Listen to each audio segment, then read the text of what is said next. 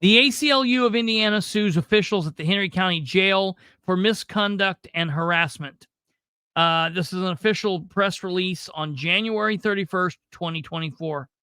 The American Civil Liberties Union of Indiana today filed a lawsuit against several Henry County Jail officials after gross misconduct and harassment of Miss Stacey Smith in violation of the 4th and 14th Amendments of the United States Constitution. Now, before I go on any further, I want to let you know this is a highly sensitive topic and a highly sensitive subject. And I always balance the need to express issues and concerns and things that you need to know and publicly related information, because anyone can get this by looking for it. But I never want to re-victimize or re-exploit somebody who's been a victim or who has been exploited. I have talked with Miss Smith, and I have dealt with everything going on here, and I've talked to her about what we're going to be talking about. I will not do anything that adds to her victimization or that exploits her. In very short order, we are hoping to have her on the program to be able to talk about this, if at that point she so wishes and her attorneys have okayed it. We're in that process now. We're going to determine and see what happens, and we're going to walk that one step at a time. She is a strong woman, and I want everyone to know that everybody has the capability of having, a bad day, a dark day. Everyone has the capability of having, a mental health crisis, and that causing someone to do something that they wouldn't otherwise do. That being said, nobody deserves the treatment that Miss Smith received. Smith was placed in the Henry County Jail following an acute mental health crisis. She was arrested, and I want to tell you, it wasn't anything crazy. She was in there for misdemeanor disorderly conduct. That is all. Miss Smith was placed in the Henry County Jail following an acute mental health crisis. After holding her for days in the jail restraint chair. Now, that line right there pisses me off. That's all you got to hear. Listen to me. Disorderly conduct is something that you go to jail and you bond out for $250. Or, worst case scenario, you're released on your own recognizance the next day. She should not have been in jail for 5 days.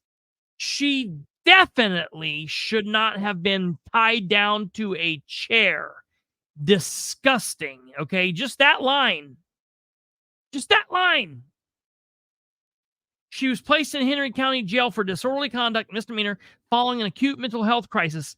After holding her for days in a jail restraint chair, officers then required her to strip naked and remove a used tampon in front of a security camera in a cell with no toilet there. I don't know why they would have had her do that. They did this in front of the jail security camera within the cell, and they then used that camera to capture images of Miss Smith's genitals. Officers shared those images with staff and other individuals incarcerated in the facility and continually harassed Miss Smith about the images. Officers also tormented Miss Smith by encouraging and offering to pay another officer to tase her while she lay in her cell, completely unprovoked. The circumstances and conditions in which Miss Smith suffered in the Henry County Jail were grossly and inappropriately, particularly given the mental health crisis in which led her to the confinement. The actions against Miss Smith by jail officers were unprovoked, humiliating, and caused severe psychological pain. The ACLU is seeking a trial by jury and nominal compensatory and punitive damages on behalf of Miss Smith. Do I believe that John Sproles did this? I don't. I do not believe that. Do I believe that he has created a culture in which this kind of thing can thrive? Yes. Yes. This is John Sproles' fault. Well, then this makes me ask questions about the deaths that came after this. Oh, yeah. Yes, yeah. Remember, there's been multiple deaths at the jail. Very recently. Year. Yeah. And they're after this. So were the woman that died, was it because she'd been confined in a chair for so damn long? Yeah. That she had a heart attack from dehydration or what? If this is the kind of shit going on, it makes me question those deaths. But because of what happened to Miss Smith, the jail was warned in email by, at this time, I can only say an unknown person, emailed them and said, because of the actions of what your jailers are doing in there, someone is going to die. So someone kind of predicted, because of knowing what goes on, that is not good to the human body. So they weren't saying this person is going to die. They were just saying that someone at some point is going to die because of what, because of the actions of the COs. Yeah. Why isn't the paper reporting it? That's a good question. Why? Where's Travis Week on this? Where's Channel 13? Where's Channel 8? Where's Russ McQuaid talking about his friend now? Why are this should be on all? This should be everywhere. Oh, no, this is another frivolous lawsuit. Exactly. That I dare you. Hey, I want to be very clear. Connie Richwine, say frivolous lawsuit again. Say that again. Why don't you? Days, Bree. Restrained in a chair for days. 5 days. 5 days. Apparently on her period with a tampon in, which is, did they let her get up to go to the bathroom to change a tampon, or were they putting her at risk for toxic shock syndrome trapped in the chair? Mm-hmm. Right. And you know, to take the person out of the chair and then put them in a cell with no toilet, with no sink, no way to clean up, no whatever. And for whatever reason, they then made this person strip and remove, this sanitary pad and remove the tampon, and then do what with it? Check it for drugs. What's the deal? Yeah, I mean, yeah. Named in the lawsuit is Henry County Sheriff John Sproles, Officer John Doe 1. Okay, it's because there's unnamed officers there. So they'll know, but her and her attorneys didn't know. Lacey Doe, so some Lacey unknown officer. Lieutenant Vargas, Officer Megan Olson, Officer Couch, and an Officer Lisa Armstrong. Okay, and so the introductory statement, I can tell you from personal experience in law enforcement, I can tell you from what's went on here. What's gone on in Muncie, the city of Muncie Police Department has a long history of corruption within the brass, various folks, which creates corruption in the lower rank and file. And I'm telling you, it does not take very, very long. Someone just was recently bringing to me a study that talks about people that are born into positions of power, like the royal family and such. When you live in a position and you have this position of power for so long, it actually changes the way that your brain functions. It changes your brain function.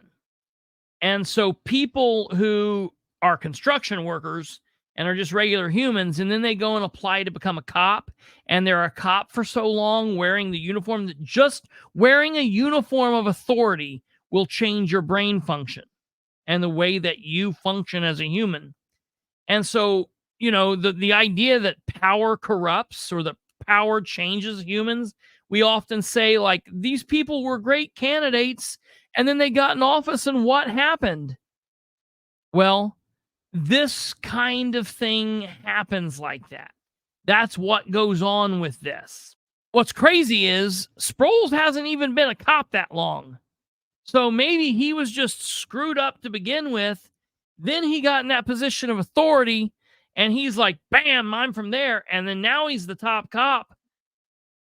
It's really bizarre. Isn't that called FNG syndrome? It is. It is, amazingly. Yeah. What does FNG stand for again? Well, it doesn't stand for fine new guy. Nice guy.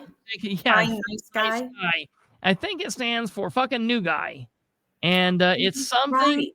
it's something that it is used as a kind of a hazing type of a name that veterans and it's used in all kinds of it can be used in the military, it can be used in law enforcement, it can be used as firemen, it can be used in EMS, it can be used in doctors. You know, when you're in a position where you're kind of working under fire, meaning either under fire or stressful situations, and you've got these new guys that come in and they're chomping at the bit and they're like puppy dogs and they're just doing all this stupid crap. We used to call them cherries. Fucking cherries. Right. Yeah, same thing. They need to get their cherries popped. Yeah, right. Normally, because of that hazing that people get in those positions, you know, and the time on, that gets, you do one of two things. You greenhorn, yeah, absolutely. You either wash these people out and they don't cut it and they leave and they go on to, you know, they go back to working at McDonald's, or they go on to become better. And that's the problem with Sproles. He's never had that time. Now, Joe says here, to be in a position of power, you have to be willing to put yourself in the back of the line. Everyone matters before you if you're in charge. And really, the thing is, that's an interesting position there, Joe, because you have to be able to put yourself at the back of the line while also leading from the front of the pack and not caring about yourself, putting everyone before you, while also saying, I'll be the one that'll take the heat and it falls on me. So you're all over. That's the same thing, though, Christopher. Yeah, it is, really. Yeah, it is the same thing. I am expendable. You are not. Yeah. You are more important than me. I will show you the way this needs to be done so that you know what you're doing and you don't get hurt. Yeah, I will take the bullet first. Mm-hmm. And Sproles is like, here, you get shot. You know, well, you know, so I got to be alive to tell the story. Sproles has to be first in a me, look at me kind of way. Somebody that doesn't learn the ropes and doesn't understand leadership. And because of that, we're now in a situation where he is getting in all these positions. He's still out doing FNG stuff while he's the top cop. He's making himself look ridiculous. He's getting his county to be tossed out of the insurance company. They're getting lawsuit hand over fist. And you've got his family that are going on saying, these are frivolous lawsuits. Meanwhile, we get a lawsuit where they're literally making female. Listen, she wasn't in prison. She's not a prisoner. She's not a convicted anything. She is innocent until proven guilty. This woman was in a mental health crisis, acute state of a mental health breakdown. She was jailed for a minor misdemeanor. She was strapped to a chair. I want to show you what a jail restraint chair looks like. Now, they don't all look like this, always. And this guy's being crazy. Now, I don't know what he's done ahead of this, but this is an idea of a chair. I don't have to go to that route, so but we'll see. You know, I mean, look, I mean, you know, I couldn't handle this for 10 minutes. Okay, so he's strapped from here to here and then here to here across the waist. Mm-hmm. Are his knees strapped together too? Yes. And his arms are behind his back. His arms are handcuffed behind his back, and he's shackled at the legs. Excited delirium is a very real thing.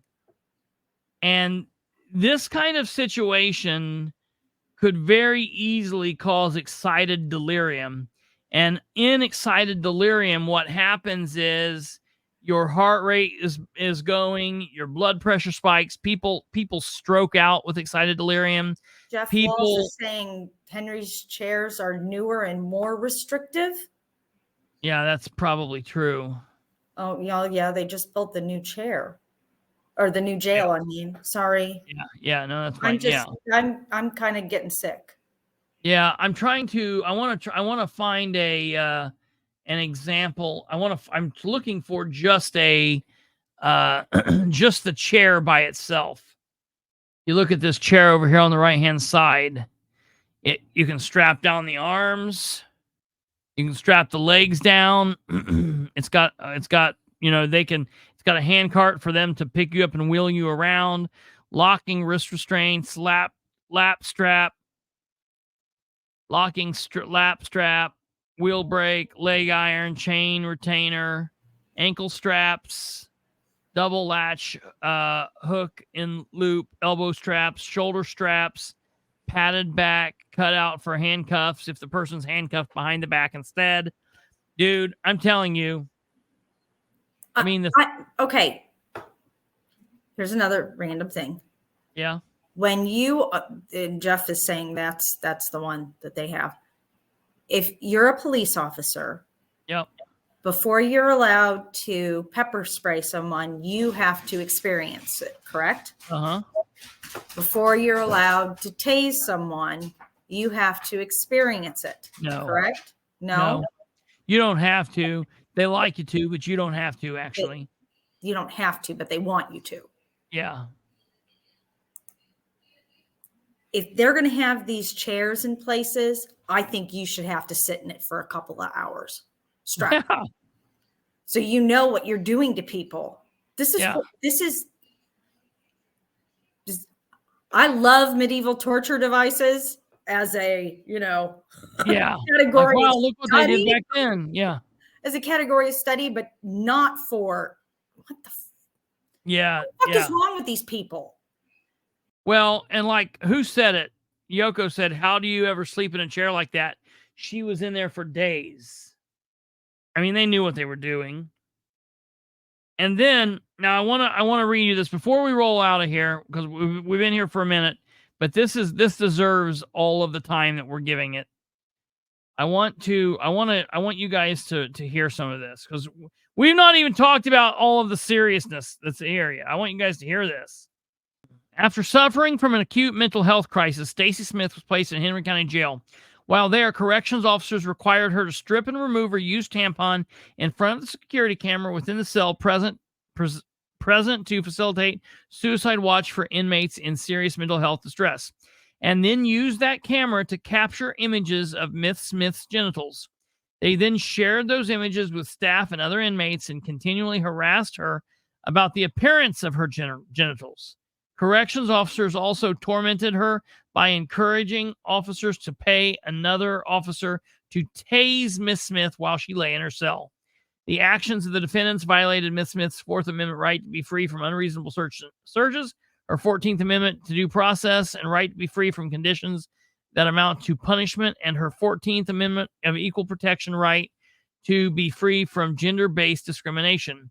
They also constitute torts under Indiana law. Ms. Smith is entitled to declaratory relief and damages, including punitive damages. Okay, then it talks about why the court has venue, why they're able to hear it. It talks about who everyone is involved in the case: Stacey Smith, Lisa Armstrong, an employee of the Henry County Sheriff's Office. All relevant times, Officer Couch, whose first name is currently unknown, was a correction officer employed by the Henry County Sheriff's Office. At all relevant times, Officer Megan Oslin, a correction officer employed by the Henry County Sheriff's Office. Officer John Doe, whose name is currently unknown, was a corrections officer employed by Henry County Sheriff's Office. At all relevant times, Lieutenant Vargas, whose first name is currently unknown, was a correctional officer employed with the Sheriff's Department. Lacey Doe, whose last name is currently unknown, who employed by Henry County Sheriff's Office. And the Henry County Sheriff, duly elected Sheriff of Henry County, he is sued in his official capacity. Factual allegations. Smith has been diagnosed with generalized anxiety, depression, major depression disorder, and post-traumatic stress disorder. In February 2023, Ms. Smith experienced an acute mental health crisis stemming from those mental health conditions and precipitated in part by alcohol intoxication. Okay, she was drinking. She's an adult. There's nothing wrong with that. It maybe caused her to have a little bit of issue. It is what it is. She attempted to self-harm by cutting her wrists. Fearing for Miss Smith's safety, her mother called the police. Because, you think when someone is in danger, you think, yeah, I can call the police and they'll help. You don't think that someone's going to go from there to being tormented and tortured. Who escorted Miss Smith to a local hospital for mental health evaluation. So her mother took her to the hospital. Smith was transferred from the hospital to the Henry County Jail on Tuesday, February 28, 2023. Smith was deemed a threat to herself upon arrival at the jail due to mental health crisis and intoxication. As a result, Corrections Officer Lisa Armstrong and Megan Olson placed Smith in the jail's restraint chair. The chair uses straps and belts to secure a person's feet, torso, and hands in an upright sitting position. Smith was restrained using 2 straps on each arm, a strap around the waist, a restraint system similar to a vest that held onto her torso, 2 straps around each leg. This held her in an upright position in the restraint chair, and she was virtually unable to move. She could move her own head, but she could not move any other part of her body. That is absolutely insane. All right.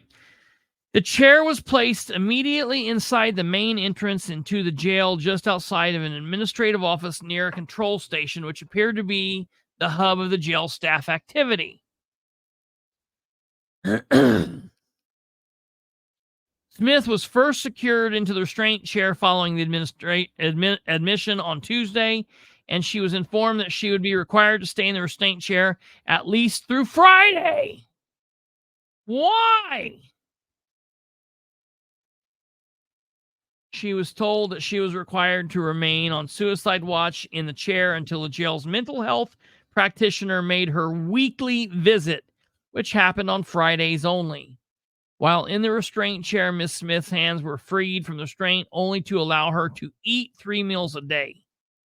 She was removed from the chair for approximately 15 minutes every 2 hours to move her body and for restroom breaks, escorted by an officer to a private restroom. This extended confinement in the restraint chair is extremely uncomfortable. Miss Smith could not move or shift her position, causing pain, cramping, numbness, and other physical discomfort. It was nearly impossible to sleep as the chair was placed in a busy area where there was almost always noise, where there were lights were always on. All through her discomfort and immobility, she would have made sleep nearly impossible, regardless of where the chair was placed. It was also extremely cold. She couldn't cover up. She couldn't shrink up into a ball. This is insane. On the evening of Wednesday, March 1st, Ms. Smith started her period while strapped to the restraint chair. This required that she request more frequent visits to the restroom, and she perceived that the staff were annoyed that they were required to remove her from the chair and escort her frequently to the restroom, because it's a bunch of work taking people out and putting them back in. On the afternoon of Thursday, March 2nd, so she's been in this for a couple of days, she was taken out of the restraint chair to attend her initial appearance in court. Following that appearance, she was returned to the jail. Screw the judge for allowing that. And she was strapped back into the restraint chair. To hell with these people, man. Later that afternoon, a corrections sergeant offered Miss Smith the option to be removed from the restraint chair and housed inside the jail's padded cell. Miss Smith perceived this to be preferable to the restraint chair, as the chair caused her pain and discomfort. It was nearly impossible to sleep, and she was extremely cold. She was suffering and exhausted, so she agreed to be moved into the padded cell. This cell did not have a toilet, sink, or fixed bed inside of it. You've got to sleep on the floor? It contained one piece of bedding similar to a sleeping bag. A video camera was affixed to the ceiling in the upper corner of the cell. We've seen this. We saw it in Marquette Neal's video. Smith was escorted to the cell by officers Armstrong, jail employee Lacey Doe, who Miss Smith understood to be a trainee under the supervision of Officer Armstrong. Officer Armstrong stood near the doorway of the cell, supervising interactions between Smith and Lacey. Although to this point Smith had been wearing a jail-issued jumpsuit, Lacey told Miss Smith she was required to change into a suicide smock, which is a sleeveless gown-like garment that closes using Velcro. Lacey also informed Miss Smith that she would not be permitted to wear her underwear and that she would be required to wear a diaper instead. Smith asked to be escorted to the restroom so she could remove her tampon that had been in use for several hours. Lacey refused. Why? Lacey instructed Smith, what's really sad is this is women doing this to her. Women are doing this to her. Lacey instructed Smith to undress, including removing her underwear. Smith was also instructed to remove her used pad from her underwear, which she did, although there was no trash receptacle, so she placed the pad on the ground. Lacey then stated that Miss Smith was required to remove the tampon from her body, and Miss Smith did so and placed it on the ground. She was required to do all of this while facing the video camera without benefit of a toilet or a sink. This was objectively fucking unreasonable and extremely humiliating and unhygienic. Shame on these people. She was given a suicide smock to wear, the Velcro closure on which was not functional, and her underwear was taken. She was given an adult diaper instead. From that cell, Miss Smith could hear the discussion being held by jail staff in the control area. Although she could not see the station from inside the cell, Smith went to sleep almost immediately because she hadn't been asleep in 4 days. At some point, she woke up and immediately heard Officer Couch discussing what she came to realize was an image or images of her genitalia, apparently taken using video camera in the cell while she was undressing and removing her tampon. Specifically discussed watching her taking out her tampon. Smith was also able to determine from that and other comments that officers were discussing her. On information and belief, Officer Couch and or other correctional officers used surveillance cameras in Miss Smith's padded cell to zoom in on and take still images of her vagina. There was certainly no penological justification or purpose for these actions. Officer Couch stated to another officer, "Look, I've got a new one for my spank bank." John Doe then asked whether Miss Smith shaved her pubic area to look like a landing strip. A number of officers who she could hear but could not see then discussed the appearance of her genitals, making further extremely demeaning, degrading comments. From the reactions of the other individuals that Miss Smith could hear, she deduced that the image or images of her genitalia were being shown to and or among other jail staff and to inmates who discussed and commented on the images. Smith repeatedly shouted from her cell, asking the staff members to stop sharing and looking at the images, but the staff members continued their degrading commentary and discussion. In response to some of Smith's shouts, one point, at least one officer shouted back to her to stop yelling. The actions were taken without penological purpose and were done with the purpose to harass and humiliate Smith and cause her psychological pain, which they did. While all of these activities occurred, Smith was on suicide watch.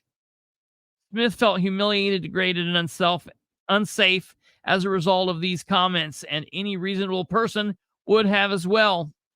The actions of the defendants in taking and sharing images of Smith's genitals and harassing and mocking her about her genitals were done on the basis of her gender. Obviously. Through conversation with Smith overheard, she understood that newly hired officer Megan Olson had not yet deployed her taser against an inmate. She repeatedly heard Officer Couch and Lieutenant Vargas offering Officer Olson money to do so against Smith, even though no use of force whatsoever would have been or was appropriate. The amount of money Sproles would have been okay with that, though. Yeah, I'm sure. Yeah. The money offered by the officers in a form of a pool ultimately reached $250. Officers Couch and Olson and Lieutenant Vargas all knew that Miss Smith heard these threats that were being made to tase her because Smith repeatedly shouted from her cell in response to the efforts to persuade officers to do so. In response to these shouts, Officer Olson said, "I don't want to hurt you. I just want to make you cry." A male officer then yelled, "Are you ready, you dumb bitch?" During this time period, Miss Smith was huddled in the corner of the cell. No officer gave her any instructions with which she even could have refused to comply, and there was no reason why any use of force was threatened or use of force would have been appropriate. Over the next several hours, Officer Olson walked dozens of times to and front of her cell. This caused Smith intense anxiety and fear, as she knew that Officer Olson was being encouraged and offered money to tase her. Smith reasonably perceived that Officer Olson was attempting to work up the courage to tase her. As Officer Olson approached Smith's cell, a currently unknown officers would apparently open the door of Smith's cell, previously locked cell, to provide Officer Olson with easier access to tase Smith. All of this caused enormous anxiety and fear in Smith, and she would indeed be tased while she merely sat or laid in her cell, and any reasonable person would have felt that way as well. These accusations were taken without penological purpose and were done so only in the purpose to harass and humiliate Smith and to cause her psychological pain. Ultimately, Officer Olson did not tase Smith. After approximately 12 hours in the padded cell on Friday, March 3rd, Smith was released from the jail. She was never seen by a mental health professional in the jail. So I want to know for what reason they held her those 5 days. At all times, the defendants acted under the color of law. The defendants' conduct constituted a pattern of harassment intended to cause Smith psychological and physical harm. As a result of the actions of the defendants, Smith experienced physical pain and suffering, as well as serious and severe emotional harm. The defendants' actions were taken maliciously and with reckless or callous indifference to Miss Smith's rights. More than 90 days ago, plaintiff provided notice as required by the Indiana law, and no response has been received. They did not respond. Okay, and then in here it talks about... that's because it's just a frivolous suit. Yeah. And, we don't respond to things like that because we're not settling. We want things to go to court because settling just causes other people to file frivolous lawsuits. Yeah. Fuck that motherfucker. You can't tell me that Sproles didn't know this. This isn't LA. It's Henry County. He knew this was going on. This means Sproles knew she was there and would pass by her several times a day. He absolutely is responsible. Absolutely. This is the best example of do justice, love mercy, and be humble that they can provide. Henry County is about to be renamed Smith County, and rightfully so. And I hope she moves the hell out of there. And me personally, I just want to know, I want to ask Sheriff Sproles, is this what you're hoping to create in your fucking jail, you piece of fucking shit? Like, I just want to put it on the record. John Sproles is a piece of shit. And these people who work underneath him, folks, this is not the way to conduct yourselves. And he is leading you guys down a bad path. People need to make signs in their yard that say, remove Sproles. Maybe he should care more about what he's doing in his jail and less about what's going on with town marshals. Maybe that's probably true. Travis Week had to know, and probably Merit Board, Boss Hog too. Did they care to tell community that they pretend to care about? You tell me. He completely knew about this and knew about the lawsuit when he made the frivolous lawsuit statement. Yeah, keep that in mind. I wonder if the insurance company for the county got wind of this while terminating the policy. Dude, I don't know, but I want to make sure that Josh Estel hears this. Well, it was 90 days ago. They said they sent notice and they hadn't responded. So that would put it back to, let's see, 30 days, December, November. So Halloween. Yeah. Around Halloween. So they had to have known that the insurance, this must be part of what the insurance company, because they filed the tort on this. So this is part of all of that. We've got to find out how many tort claims are out against this son of a bitch while he sits in his little t-shirt and rubs his nipples because he's the FMG and awesome. There you go, Circe. Post it again. Yeah, right. That was the straw that broke the camel's back. That's why the insurance company is doing what they're doing. Yeah, I think it is. And I tell you what, to me, that makes Stacey Smith one strong ass person. And I think it's awesome. I think she's awesome. She is a hero to have been able to withstand this and come out the other side. And I purposely. Yeah. Can we make her bastard of the year? Yeah, right. Yeah, I'm down with that.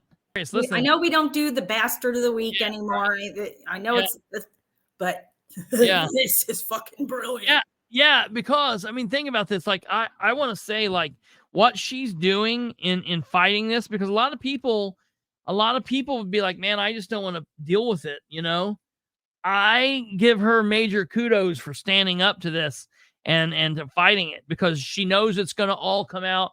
She's going to be re-victimized. And I mean, she's a tough woman. And I give her absolute kudos. Now, I've talked to her today, and as we're going to work on possibly bringing her on in the near future, as long as she's still up to it. You know, we'll just see what goes on. But I think she's amazing, and telling her story and being willing to spread it and wanting the platforms to be able to do that and let people know, because she doesn't want it to happen to anybody else.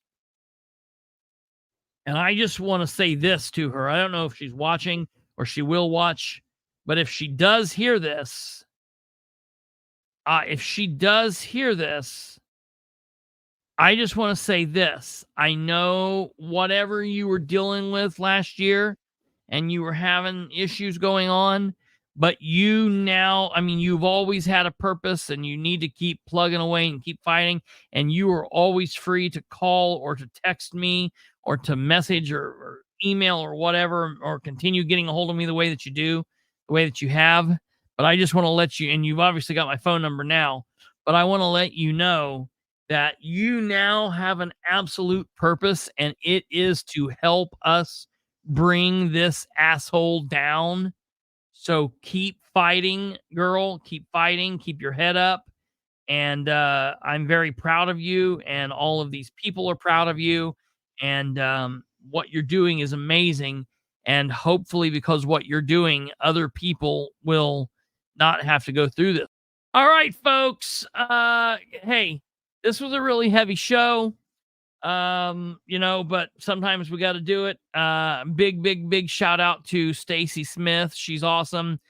Take care, each and every one of you.